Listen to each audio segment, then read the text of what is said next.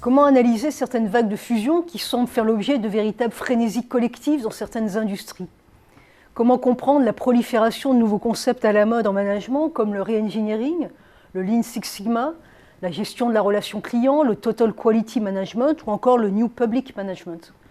Comment expliquer le succès et la diffusion de nouveaux outils de gestion? Pourquoi, par exemple, le contrôle de gestion est-il aujourd'hui présent dans des organisations aussi différentes que des grandes entreprises, des hôpitaux, des universités, des prisons ou même des musées?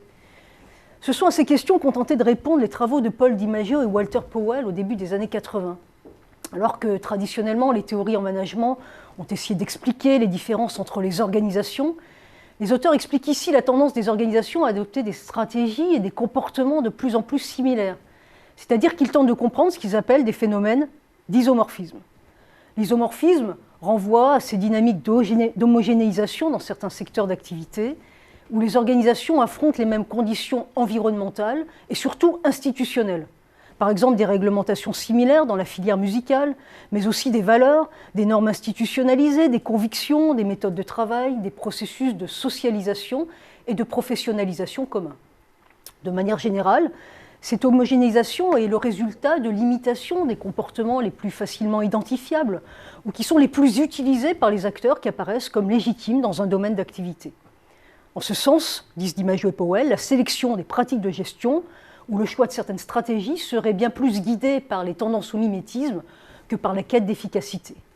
On explique donc qu'au-delà de la poursuite d'objectifs strictement économiques, les organisations sont aussi et avant toute chose en quête de légitimité. Elles n'adoptent pas nécessairement les pratiques les plus appropriées aux exigences économiques du moment, mais celles qui apparaissent les mieux acceptées socialement pour répondre aux pressions de leur environnement institutionnel et pas seulement concurrentiel.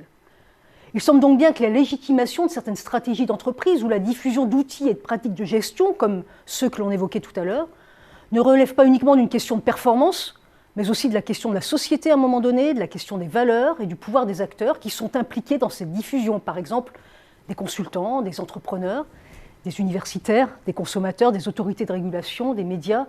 La liste n'est évidemment pas exhaustive. Finalement, plus les pratiques, plus les manières de faire sont institutionnalisées, et moins les acteurs vont en interroger l'origine. Ils les considèrent comme tenues pour acquises. Elles sont respectées pour des raisons de routine, pour des raisons de contrôle social.